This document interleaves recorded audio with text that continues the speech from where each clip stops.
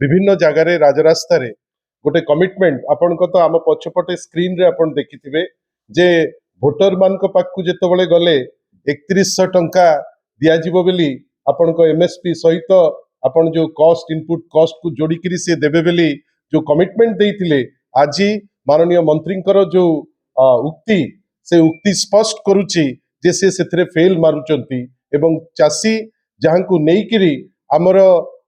व्यवस्था ओडिसा रे तांकु जेतेबेले हंसंत करुचंती आमे आशा करिबा जे आपण मान को माध्यम रे आज जा वरिष्ठ नेता हमर पीएससी मेंबर श्री संजय दास वर्मा आपण को पाखरे अनुरोध करिचंती आमे ताकु केते